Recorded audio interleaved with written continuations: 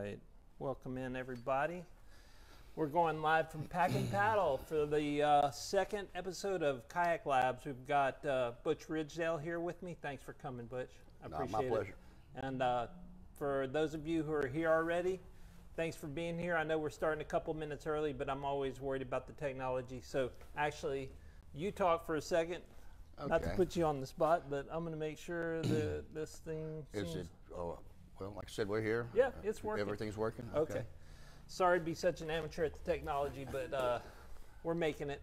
So tonight we are going to talk to Butch about his rigging techniques. He's got a ton of tricks and tips that you're going to probably like and may want to use on your kayak. We're going to give you a little quick tour of the shop at one point when we have a little break.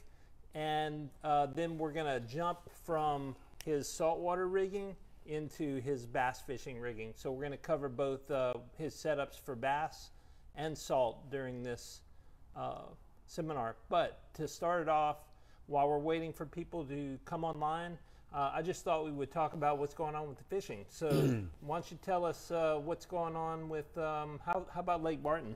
Lake Martin, there's been some fish caught out. There's been some good fish caught out there. Okay. Fish are up. I'm speaking of bass. One of the guys that works with me has made a few trips out there, and he's caught a couple over 5. I haven't heard of any really, hammers being caught, other than some that were on Louisiana Sportsman. Supposedly a guy caught like a 7 and an 11. Yeah, the lake record, right? Yeah, I saw that. Not sure you believe it? Well, some people said it was certified, but I haven't heard much more about it. And if he did, that's great. If he didn't, from what I heard, he kept the fish. On another point with Lake Martin, what do you think about the new boat launch? Oh, it's great. It's amazing. It's really nice, yeah. They did a great job out there. St. Martin Parish, thank you very much. Yes. Did a great job out there. And the property owners for agreeing to do what they did, because they didn't have to do that. Absolutely. And I mean, there's plenty of room for everyone out there. Boats, kayakers, canoers, people they still have a couple areas blocked off right by it. But okay, I've gone a few times. What about the saltwater scene? What's happening? Saltwater scene. If we get decent weather, fishing's been phenomenal. Okay. I fished Pack weekend before last. I fished the Lafayette Kayak Fishing Club tournament down there. We had 41 or 42 people fish it. Good turnout, a lot of good fishermen. Not everybody caught fish. The water was extremely low that morning. Okay. Pack's changed a lot since the storm. Okay. If you haven't been, you need to go. Okay. There's a lot of things different down there. Okay. What are some strategies? Like, how have you changed your strategy for fishing Pack from before the hurricane? You really have to just, some of the people, Matt Carr, for instance, he told me, he said, Butch, he said, so much has changed. He said, places you think you can go, you need to go and check it out, because you won't, I can't explain it. Okay. So that's what he told me. It's just that the terrain has changed. The terrain is, it's changed. Islands are gone. They have these tremendous mud boulders throughout all the bays now. Okay. And when the water's low, you can see them. They're just sticking up everywhere, and it's going to be tough. I mean, I went through it, but because of the drive I have, a standard drive wouldn't have made it through there. They would have had some issues. All right. And I'll get to that later. But how about Prion? What's happening over there? Prion. The last time I went to Prion was probably in February. I caught a bad day. Didn't look at the tides. Just wanted to go fishing. Slack tide. When the fish started biting, I did catch a few. Caught some fish on a corky. I was looking for a big bite. Didn't catch the big trout, but I had time limit that day. But it's the boat launch is back kind of open now. They've done a little bit of repair around it. Of course, the kayak launch is still down to the end, but there's a little bit of debris in the lake that's been there from the previous storms, year before last. Right. But overall, Prion's been, I know some guys, they're catching fish, but they're not making it really known to everybody to keep the crowd out. Last question about fishing, and then we're going to go ahead and start looking at the rigging. Have you been down to West Cove and what's happening, or have you heard what's happening down at West Cove? I've been to West Cove. West Cove is West Cove. It's good. Okay. Look, he's getting nervous. He didn't want me to ask that Well, question. no, but I mean, we have an event this weekend that I'm not going to fish. I can't make it. It's one of the only ones that I've missed this year. It's a slam tournament in Cameron and Kayak Cushion Parish. But This time of year, West Cove's always good. yeah, it is. But It's bring good. the bug repellent. Yeah, definitely. All right, we're going to move on and start talking about rigging. Whoever's here is here, and whoever's not can catch it. Okay, we're back. Sorry. Okay. All right, so we're going to move on over, and we're going to do this sort of like a little bit Q&A, and I'm going to guide Butch through his own boat. But why don't you talk a little bit about? Let's start with this net since it's so big, and then we'll have that out of the way. I recently went to a larger net. I've used the smaller Ego nets for years, but actually your last lab, Mr. Bayard was talking about it, and then I'd actually fished with Steve Lassard for Paddlepalooza. He used a big net, and I'm like, well, I see their point.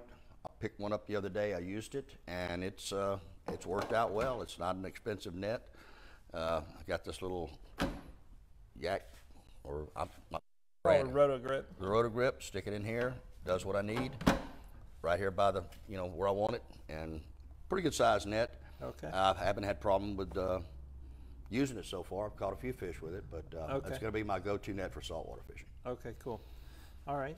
And why don't you start, let's go ahead and move the net out of the way, and then we'll start out with, start at the front of the boat, and you can talk about what you got going. Let's go ahead and start there. Okay. So, Always, whether I use them or not, got a pair of gloves, helps with bugs. The chill at times, not so much for keeping your hands warm, but mostly for bugs. It's a Sims fishing, they're fingerless, open palm. yeah. I can cast with them. I don't have any issues. Tie lures, tie lines, do whatever. It's just something that I keep in the kayak. The thing I like about those is how thin they are. Extremely thin. Yeah. I mean, you can wear them all year. It doesn't matter how hot it is, and it does help with the bugs. And I agree with you. One of the biggest things with the gloves is the bug protection. Yeah, for sure. It works really well. Why don't you tell us how you have your life jacket set up? Okay, my PFD. I got a Hobie inflatable, the style that has the zipper pocket. Big thing on your PFD. All right, I know a lot of people just think, oh, it's an inflatable, it's going to work. I change my CO2 cartridge out every other year. Is what I've been doing. I'm not really sure if there's a expiration date or whatever, but it's better to spend a few bucks and be safe than sorry. Gotcha. I've got my little Hobie boomerang clippers for a line, and this phone case, phone lanyard. I've got my phone over here. I can grab it right quick, and but basically you just put the phone in here. Yeah. Put it around, open the zipper up, keeps it in here. It's great for the CPR tournaments because you can set it down. It's right there. It's handy. Yeah. You don't have to, you don't lose it. Drop it through the hull, over the side. And I tell people a lot that, phones can get a little wet. Oh, yeah. But they don't float. No, they don't float. They do not float. They don't float. It is good to put it on a leash. One other thing on my life jacket, and I'd recommend everybody do this. Okay, don't get in your kayak without it. Number one. Okay, it's too easy. Yep. I never get in my kayak without my PFD. But I'll take mine, and it has the inflatable oral tube. I'll blow it up every spring. Just blow it up as hard as I can, and let it set overnight to make sure I don't have any big puncture. Had a hook's got it and messed it up or whatever. If it stays inflated, I'm good. If not, I've got a problem. Need to change it out. Can anybody tell that Butch works for a safety company? Yeah. All right. Moving on. Second thing, a little something that I do. I'll put a lanyard in the front of my kayak. Okay. Couple of things. It keeps you from losing your kayak when you're launching it. Like certain people that I know did here at Sycamore Point a couple of years ago that we had to go get his kayak. Also tying up to, if you're at a dock, if you're at a landing, a marina, whatever like that, you want to get out, stretch your legs. Come in for the weigh-in, it doesn't have a place. You can just use it, tie onto a cleat, and it's just a piece of paracord. I took one of my old Hobie Land. Of course, you can buy these. You can get them, put it on there, and it does the deal for me. Just tie it to the front. You know what I like about this? Number one, it's simple with the paracord, and number two, it's got a handle. And these things are easy. I mean, we sell these. You can get these anywhere, and I like that it keeps this down in the boat. Yeah, I'll take it when I close everything up. I either can put it inside or I just put it underneath this, and it stays there. Yeah, it's out of the way. Great. Front hatch. My goodies, I always carry a few snacks on the water, you know, some little protein stuff, my little tuna. I carry extra line, a couple of flashlights. I think I got a cork in there. And this is where I keep my battery, my Aqua battery. It's in here, it's easy, in and out. And I've got my tub. I know a lot of people are not thrilled about the tubs, but I don't know how I can function without it. I mean, it's another dry box. Yes. It's a place I can put stuff. I know it's there. I just think it's actually worth every penny of it. Yeah, I know it is an add-on. People don't like adding that on, but there's the inside of the hull. Even though a boat floats, the inside of a hull is not completely. It's got the moisture. I bet you could open mine right now, and even though I've had it open for a couple of days, it's probably got moisture in it. Right. So yeah, that does add a lot of functionality. All right. I've splurged. Got someone that does my decals. Got my name on here. The catch board. Love-hate relationship with the catch boards. People that know what happened to me at a tournament here a few weeks ago know why. But use the catch. Story. I didn't read the fine print. I used this instead of a metal catch board. It was called out, and it was it was written out. I just didn't read the fine print. Okay. And my fish got DQ'd that day. Nice. This little catch clip to mount it. I mean, if you've had a measuring board over the years, either the check it stick or whatever, I guarantee you've lost one. I have. This right here. And I've broken a few. Yeah, I stick it in here. It actually serves as another little tray. I can put stuff on it. If I catch a fish that I want to CPR, it's easy to pull out, lay the fish down, put my tokens or whatever, lay it across. So do you, just as a question, when you're measuring your fish, do you put that end down? I put that end down. So that the nose of the fish slides down to the bottom? Yes, and I try to put a net over there because I have lost several fish, especially flounder. Try to measure them, you think they're all good, and flounder's a strong little fish. Oh yeah, they are. And they like to jump. They love to jump. They will get out of the boat unbelievably quick. I've been known to lose a few.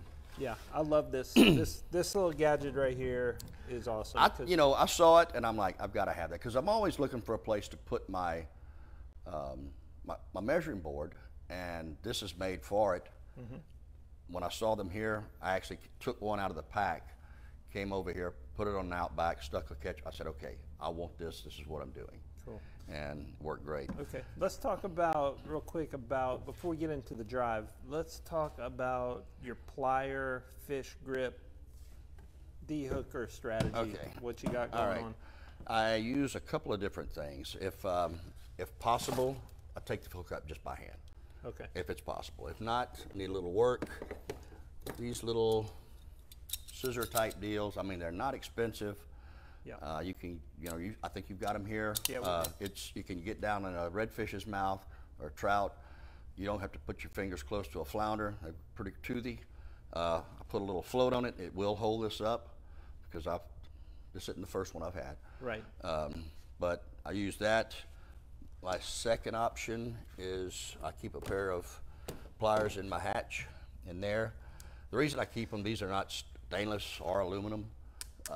Mine, I no longer have those, okay. But they don't rust as much, but I clean them after every use. Okay. Got the little pouch, put it in here. My tokens for CPR, some super glue, a Sharpie you can write legibly with, mm-hmm. and I think a little reel oil. Mm-hmm. Okay, and then then talk about your fish grips. Oh yeah, I've gone to just using these good old standard. I'm not even sure who makes them. The fish grip is what it's called. Yeah, Hobie. That's a Hobie. I mean, Hobie distributes. Yeah, that's just the standard. Big, grab it, hang on to it, I just like the way you have it hooked in there. That's pretty cool. Yeah, it's out of the way. It's there. Can't get any simpler than that. Simple is pretty good sometimes. Yes. Okay, let's talk about your drive before we get into that. Let me close this. And okay. We'll of course, this is my boat's a 2022 Outback. It's got all the bells and whistles with the fins, the drive, the kick up, and you know they don't give these away. That's why everybody ought to put one of these. Put a lanyard on there, so you know accidents happen. Yeah, they do. Okay, and you don't always find your drive if you have an accident, but that's the easiest thing in the world to do. Put it on there. We've got it secured. It's not going anywhere. Clip it on. It becomes second nature. It's good insurance. Like, okay, I have to ask, what's going on with this little bottle of Purell? Okay, I'm not a germophobic by any means, but you know, you get nicked up during the day, taking a fish off, this and that, whatever. And I just put one in here, a little thing, clean my hands off. Maybe getting ready to eat something, I can wash my hands with that. Don't want to taste like redfish or trout or flounder or hardhead or gaff top, and I just use that. Absolutely. Yeah, and also, you know, during the summer when that, what's that bacteria you can get in your cuts? If you cut your hand? I forgot the name of it. It's a flesh-eating bacteria that can, you know, So if I get a nick or whatever like that, I'll take care of it. And it's just. Let's shift over to your fish finder. Yep. Why don't you talk about All right. It's a Lawrence TI7. I got the Burley Pro Visor. Okay, it makes a world of difference helping you read the screen. Also, I have the little ball mounts in the back. I've got it hooked up right now. Wires are hooked on, very stable. I can loosen this up. I can move it, get out of the way, tilt it down. I don't carry the cover when I'm on the water, but I turn it on in the morning. It's bright. I can take it, adjust it, turn it down, and because it'll blind you. I mean, that bright light coming back at you. Put on a different setting. Just depends on, you know, my map. I've got the LA1 card in it. Shows me anywhere I want to go. Right. Let me someone put a comment. Chris Arsenault says, when fishing with a bunch of other Hobie guys, put your name on your drive. Haven't heard that one before. But it's a good idea. Not a bad idea. Not a bad idea. All right, let me see what I want to ask about. You can talk about, why don't you talk about your towel? Yeah, I got a couple of stuff from Twitch Fishing, local guy, does some stuff. He's got these really cool towels. I got a couple of these from him. Had a speckled trout pattern. First time I used it, I think I left it in the kayak and it blew out on the way home. But I had the redfish one also, and I'm making sure I keep up with it. I've got his little lanyard and his little clipper attached over here. Let me zoom in on that. Comes in pretty handy. Now, when do you use that versus the one on your life jacket? It just depends. I mean, I've got a backup. I mean, it's there. I'll put it in there one day. I actually had some pliers hooked up to this initially, and somebody liked them more than I did. So I had that out, and I was doing something. I said, well, I don't want to lose it. I'll put it there. Okay. And something else, too, if I'm working on my boat, doing things, rigging, I don't have my life jacket on, I know they're there to trim lines, do stuff. When I'm putting gear up, I can take, you know, redo leaders, different stuff like that. It's just an extra little thing to have. Okay, I see you got the kayak cushion to keep your booty comfortable. Oh, you've got to have that. Is it a huge difference? I went from a PA to an Outback, okay? I don't think I could have stayed in an Outback without a cushion. It was just, it made that big a difference. Okay. It made a world of difference. I don't see why, you know. It's a no-brainer. It's a no-brainer, yeah. Okay, let's talk about, can we talk about the ram tube? I'm going to shift over to this side. Okay, we're talking about this ram tube and what the use of it is. This ram tube right here is strictly, I mean, I can move it, adjust it, whatever. Catch a fish, get the fish in the boat, it's in your net, it's jumping around, you need to do something, hit your spool, your bail or whatever, stick this in here, you got hands free, your rod's out of the way. You're sitting there, you're trying to hook the fish out, whatever, your rod falls over to the side, you know, it's hanging there getting, you know, submerged in salt water. Right. It's just an extra little deal I've got. Just get something out of the way when I'm trying to, you know, manage my fish. Yeah, I always keep one on my boat. I keep mine up front, but this, I like the way that you have it. Yeah, I can tuck it out of the way. Speaking of where it's mounted, you talk about your A-trails. Yeah, my A-trails. These are an add-on. This is the extra, the rails that actually came out from Hobie on the PA. Guy in Florida decided to take some and put them on an Outback, and next thing we know, it's an item they sell now. I've had them on every Outback I've got. I mean, it's just, it helps me stand up. I can put extra things on it. Yeah. I'm not a spring chicken, so it's a little extra boost going up. And it makes you, when I'm good at sitting back down from standing up, I don't just plop down in the seat and, you know, put extra stress on the boat that way. Right. Yeah, that's one thing that I thought about when we were talking before we went live about these A-trails. I didn't think about the fact that it helps you stand up better, because what I find when we have people buying boats, a lot of times they want to sight fish, they have enough balance, but getting out of the chair is the biggest problem that they have, and that's one thing about the PA, since it has the handles on the side of the seat. Right. Yeah. That's great. But with the Outback, this adds your arms to your chair. I love it. I had them on my last boat, and I sold them I left them on there and sold them with the boat. So I hope the guy that has them is enjoying them. But I picked these up here, stuck them on there as soon as I got my boat, and it's just, you know, the way I want it now. It comes that way every time. I always do that. Great. Let's shift to behind the seat. What's behind the seat and couple of things in the back of the boat? Well, I had this laying here. This is my Maniac belt paddle clip I use for when I attempt to sight fish. I'm by far one of the worst sight fishermen around. This is when the fish start laughing. Yeah, they see me doing this and they're like, okay, he's not going to see us until the last minute, or he won't see us. But I do have one. Use it, put it on, paddle along. You got your rod. See, I can move this forward. So if I've got a rod set up, whatever bait I want, going through the marsh, I see a fish, I can clip my paddle to this, pick up my rod, make my cast, and spook him, and he'll laugh at me. Okay. And let's talk about your seat pouch. Yeah, seat pouch. A couple of things about it. Of course, this one is it's been around for a while. Different things. Tool bag, which I have a couple of little miscellaneous parts. I'll show you what I have. An extra pin. I've got plenty of the screws for the drive. I keep a big supply of those. I've had this since December, I think. Used it quite, but I haven't replaced any yet. But I've prepared. Screwdriver to change those out with. This little wrench used to tighten a chain, take a chain off, whatever. Some tie wraps. That all goes in this little dry bag.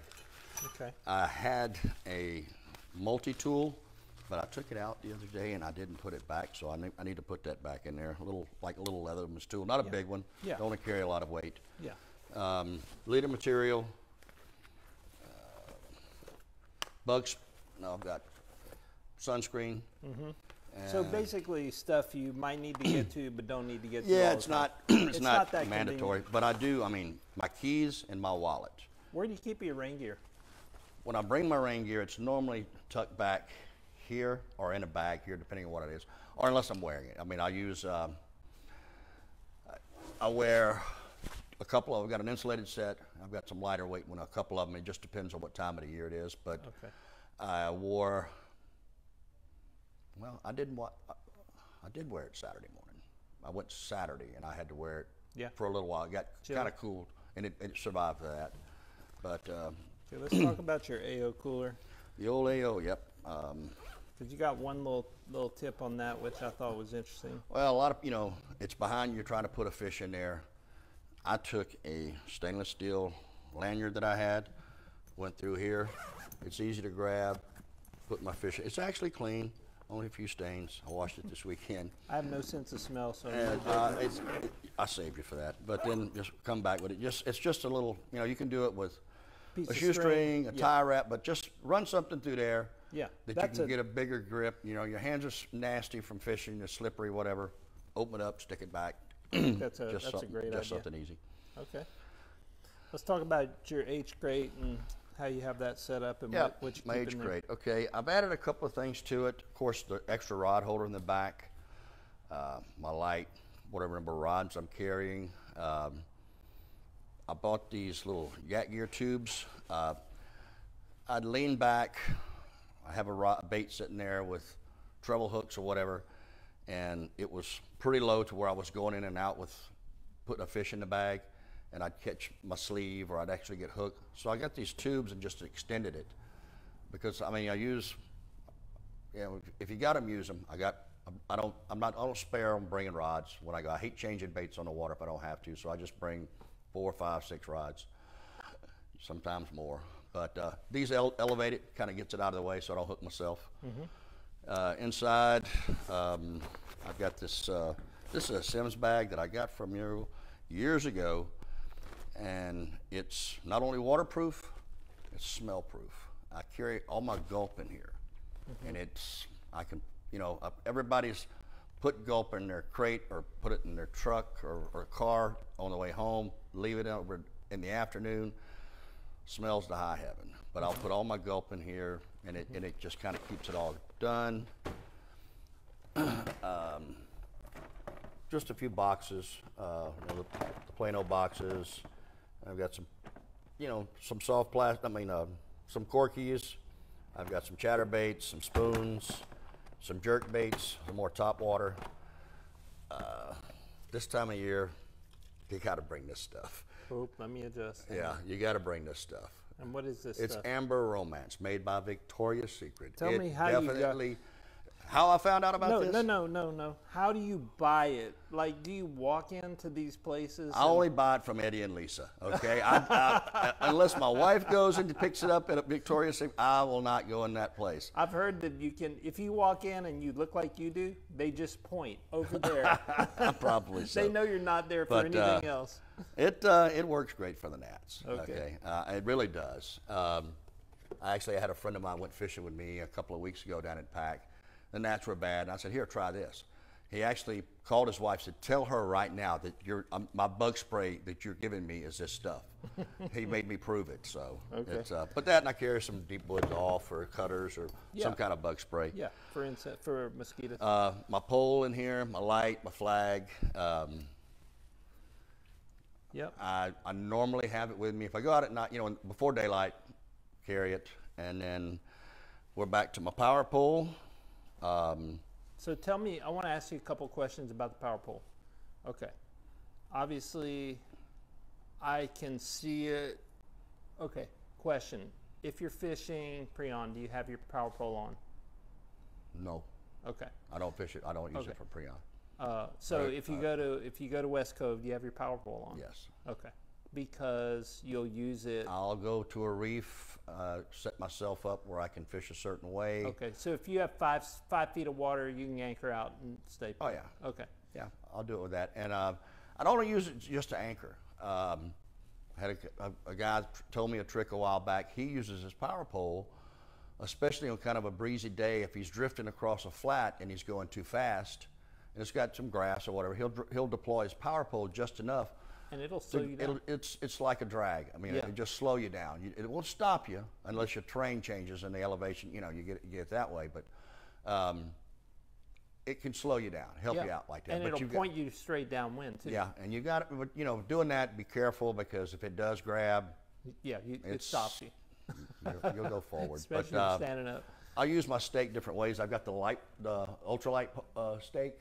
I prefer it better. Both work good, but I found that in the Outback, if it goes to wobbling with that heavier pole, it would just kind of make your kayak list back and forth more.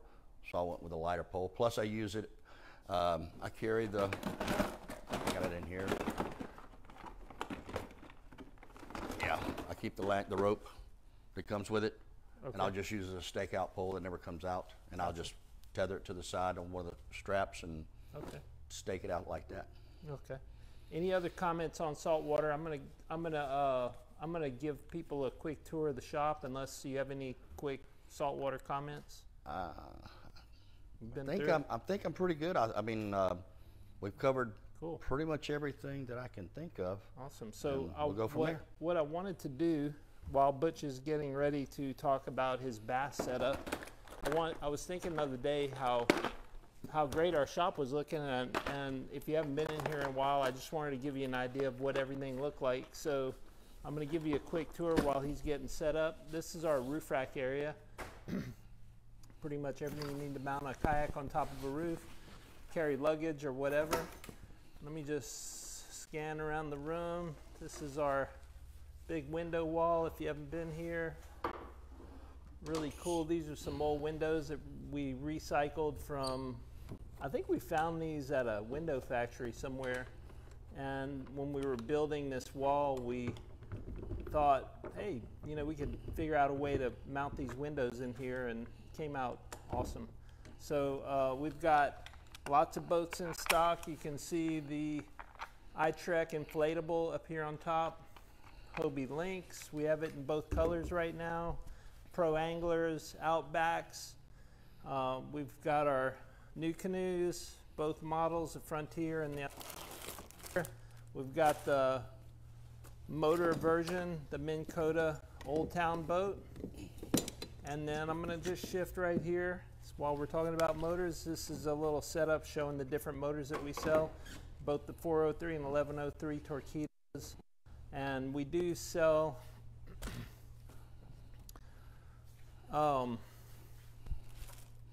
this motor, and I'm 61 years old and blanking out on the name, but we can only sell it for new canoe installations. So but we do have those in stock. Moving on, if you're into fly tying, we got everything you need and then some. This is my pet project. Becky hates our fly tying area, but I love it.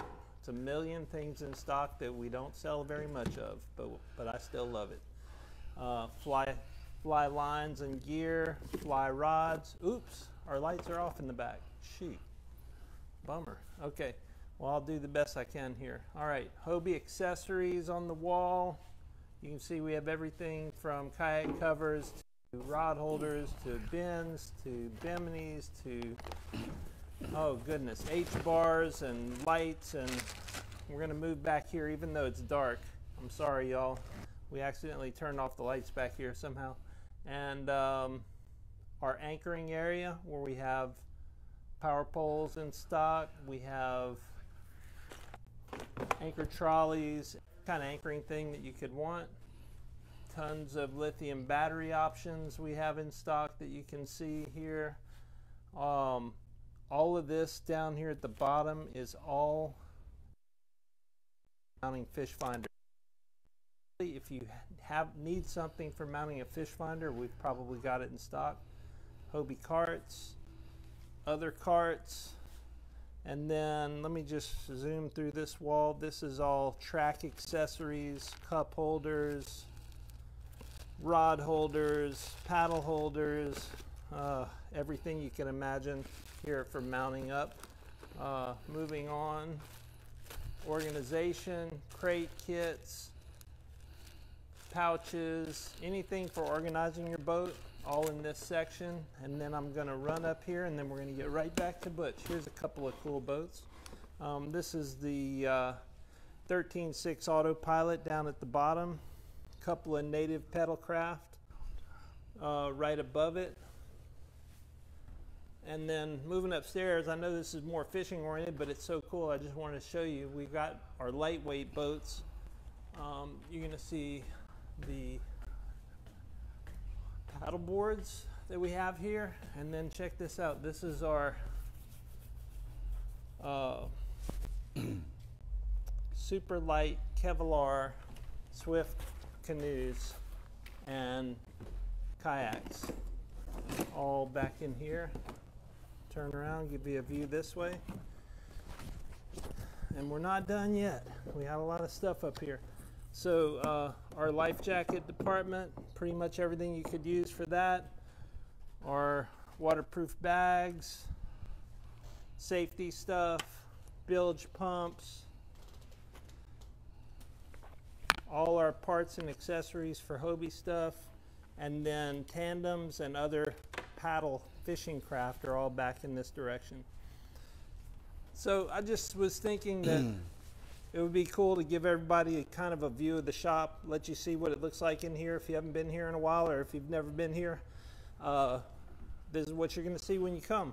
So thanks for spending a couple minutes with me, and we're going to get back to Butch, and we're going to talk about his setup and the differences that he does for bass fishing. So welcome back, Butch. All right, man. Sometimes I get a free pass and I can saltwater fish on Saturday, and I'll leave my stuff in my truck after I get home, and the wife will say, "Are you fishing tomorrow?" I said, "Well, yeah."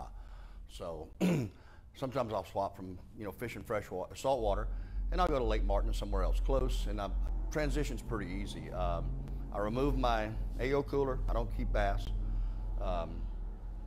Take it out, and I bring a lot more tackle bass fishing than I do saltwater fishing. I mean, it's just the nature of the beast. I try different things.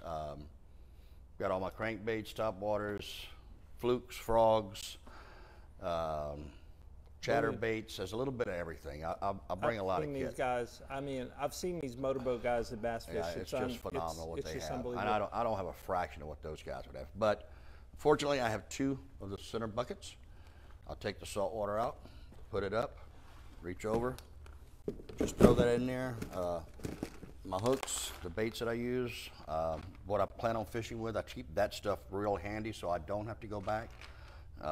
Okay, so your main, the stuff you know you're going to use is right here in your front compartment. It's in the front, yeah. And so you keep a box for your saltwater tackle. Yeah. And then you have a separate one for your bass tackle. For my bass tackle. Just to make it easier. Easy transition. I know what it is. I pull it out. And then your mega supply is back here. Oh yeah, So you don't bring a cooler. I guess you just don't keep bass. No, I don't keep anything. I'll bring a small cooler with some drinks in it, maybe. Depending on what time of the year. If it's hot, yes, bring something to keep the drinks. But if it's just in the winter, I just throw a couple of bottles of water in there with me and just. But all the bass are going back home. Oh yeah, everything. Yeah. Everything's going back home. Yeah. Swap out rods. Some of these rods I may use bass fishing. Actually, some of my saltwater rods, they're listed at bass on it. But I mean, that's what I use. I like it. I don't care what it says. It serves my purpose. All right. I do swap out nets. I left mine at home, but I use this Ego. If I use a net. Okay. A lot of times. Do you just lip the bass or? Most of the time I try to. Okay. But again, it just depends on what I'm doing and how big the fish is. But I haven't gone to the big net bass fishing. Probably will make me, but I still have this. But this is how I do it, and I haven't changed it. You're leaving yourself open for a lot of little bass jokes, right? Yeah, I know that. Little net, little bass. But I think I'm okay with it. All right. So I remove my power pole. Okay. No power pole.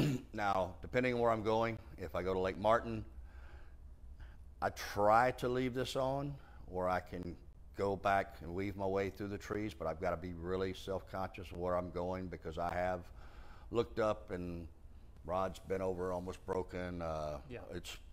I've had a bait that I just spooled up. Mm-hmm. It's taken 40 yards of line and it's going through the moss and stuff. But if not, I'll lay rods down on the side, secure them that way with the little, the little straps that come with it. I'll have to change the configuration of this, but the little, these little straps right here, these little deals, put them through there, stick it. You can secure stuff. Yeah, yeah. But cool. That's my biggest transition. One thing I didn't mention earlier, we didn't talk about, these with Burley Pro stuff, transducer protector. I do have one. I've cracked transducers, even though it's the pull-up type, whatever. Sometimes you forget, you put it in your truck, whatever. Yeah. I put one on that's definitely worth having. Gotcha. Okay. Cool. As far as that transition, I mean, that's pretty much it. Now, again, I've literally gone before and left this at home, just grab a handful of baits. I'm going to fish one thing at this particular lake, and that's all I'm going to fish with.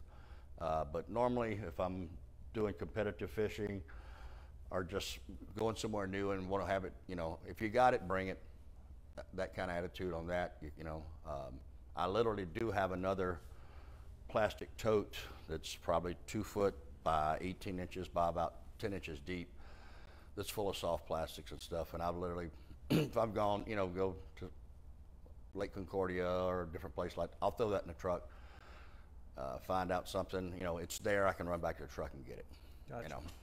Okay. Any last thoughts? And while Butch is thinking about last thoughts, I just want to mention to anybody, if you have a question for Butch or me and you want to type it in, I will do my best to see that and get an answer for you. We'll be, I think, wrapping up here in a few minutes. So any more thoughts on your boat? You still loving your Outback? Oh, Is yeah, that yeah. still the boat for you? I love the style of Outback. I think this is the third one I've had since they made the model change. I like, I mean, you don't have to add a lot to it. Yeah. I mean, I've got a few perks and different things that I've done. Dress it up, make it mine, personalize it. And that's what's fun about it. You can do that. It's yours. Do what you want. Yeah, exactly. Yep. Okay, well, we're going to walk back. I'm going to walk back to where we started. Let's go back here and we'll wrap this up. And one thing I didn't mention is my cart. Oh. Yeah. And so you keep a beach cart? I keep a beach cart, the small wheels. Okay. It makes a world of difference. Yeah. I like those. What's the story with those tennis balls? Okay.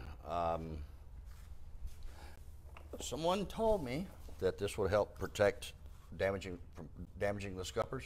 Yeah. And these have been on there since the day I got it. How did you make those holes? I just use a box cutter. Made two X's and just shove it them down on there? top. Yeah. Okay. And it's softer. It plays. You're not. I've never down seen on that. this. That's a really good idea. Yeah. You know, scuppers are the most impossible place to fix on a boat. It's impossible Yeah. to plastic weld. Well, so one of your old protect employees, Scott B. Avid, gave me this trick, and I great. put it on there, and I mean, I haven't had any issues with that kind of damage. Awesome. Okay. So let's see if I can wrap this up without turning the phone off. All right. Look at that. Perfect. All right. So appreciate it, Butch. Oh yeah, I enjoyed it. Butch has been, you've been a team member for so many years and past club president. We're gonna call you. I want to call you president for life, but you won't accept it. No. And we got a new group in the club this year. We had our first tournament.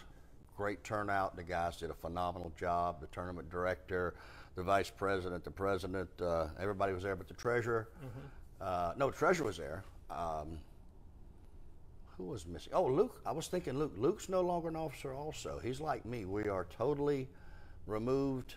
We've got But other you're people. always hovering. Well, I don't mind. You know, if the guys need some guidance or have a question or what, they could, you know, my phone's always on. They can call me. I don't mind helping them out. That's the role I try to take in our business, but they won't let me. I just want to be an opinion giver. Yeah, well, sometimes they, you know, sometimes they might not like my opinion, but I mean, I'm going to give it to them anyhow. There you go. Yeah. We really appreciate it, Butch. Thanks, John. Appreciate it, man. Yes, sir. And thank you, folks, for tuning in. We appreciate it. And I feel like a real TV announcer. Thank you, folks. So anyway, we're going to come up with another Kayak Lab. If you know somebody you think would make a great Kayak Lab interviewee, please email me, john@packpaddle.com. No A&D, just packpaddle.com.